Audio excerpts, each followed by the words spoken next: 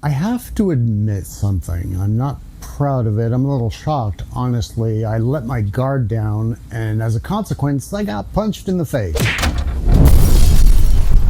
Ohana means family. These new digs are freaking my shit out. Try not to poop all over everything. How dare you? You insolent troglodyte.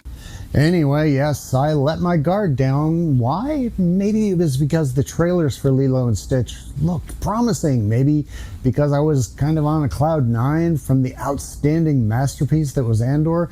Maybe some of it was just bullheaded determination that we must turn the corner at some point. Things have to get better. I don't see a lavatory in here. Where am I supposed to bust one out? To be clear, I was fully not in La La Land or anything like that. I knew there was still garbage that had to be purged out of the system, like Ironheart.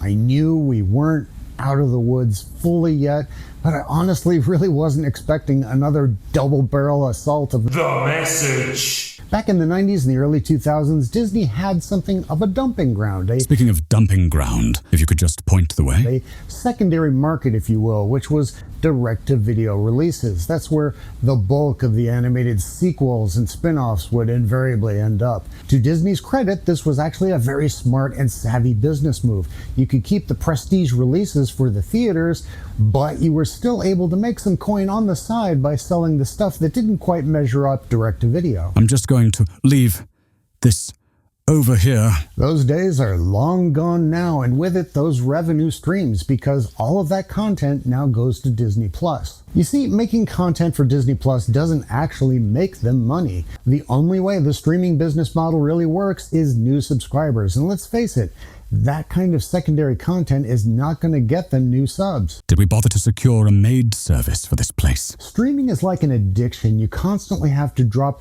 huge amounts of money basically into a dark hole just to keep your existing subs from canceling. There's no active return on investment. Even if you release these shows on physical media, there's no need for most people to buy them because most of the people who might be interested already have a subscription to Disney Plus and they can watch at any time.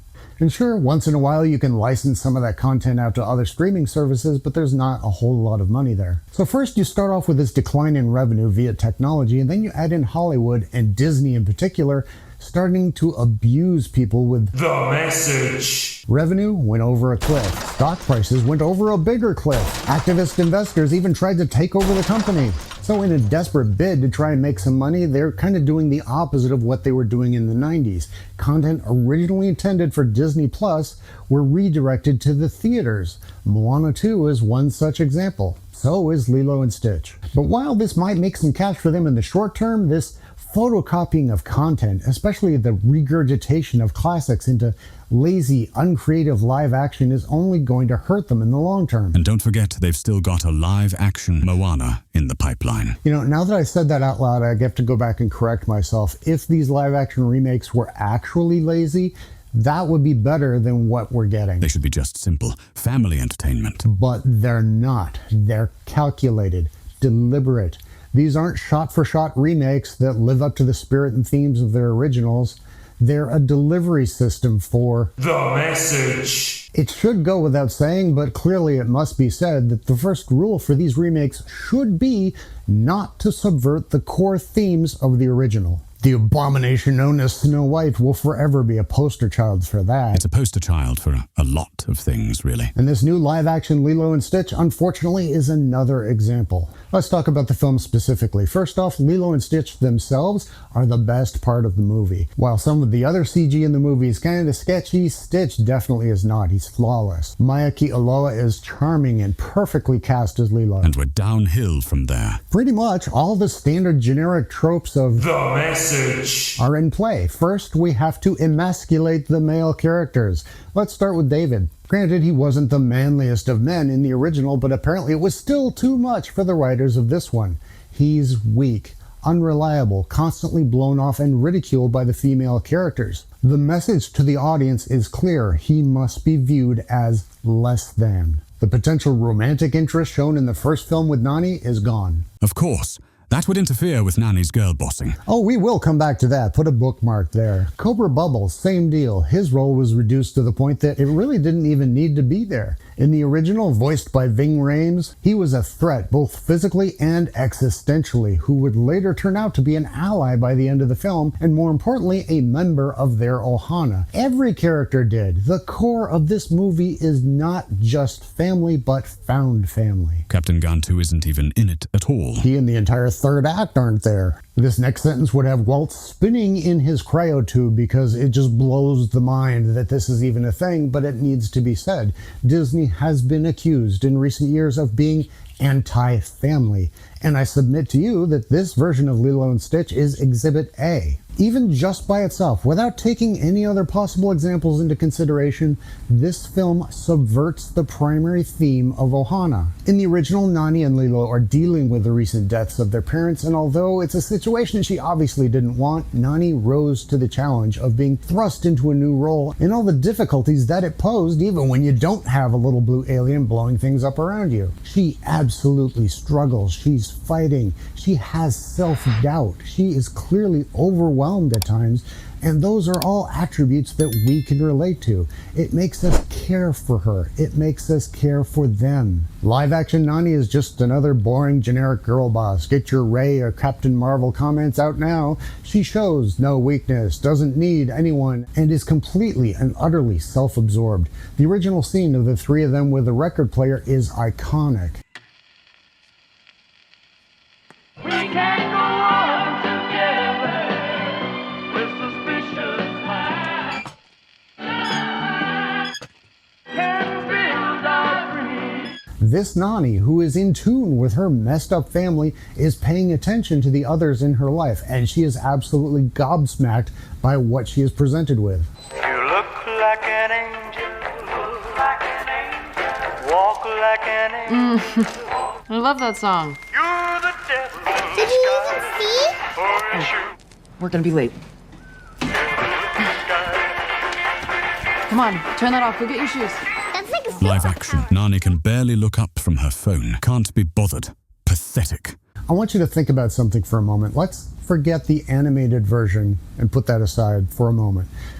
In the live action, Lilo is trying to show her sister something incredible, and Nani is too self-absorbed to care? Does this make us care about her as a character?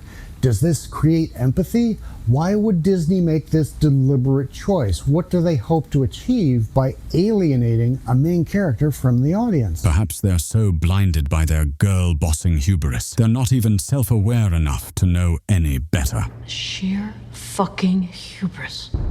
And then when you bring the context of the original animated clip back into consideration, it makes this scene mind-blowingly stupid. A horrible choice. It's like they made this choice deliberately in offense to the original. Unless part of your agenda includes the erosion of the family. But the biggest offense is yet to come. And then they make the biggest sin of all when they change the ending and have Nani give up Lilo for adoption so she can go ride the hot dog carousel at college and get a useless degree. Yes, more realism. Have Nani disappear for 4 to 8 years and come back $120,000 in debt, only to end up working at the same luau restaurant. Now, I think we can all agree that the original ending in the animated version was a little unrealistic, but so are the ends of all Disney classics.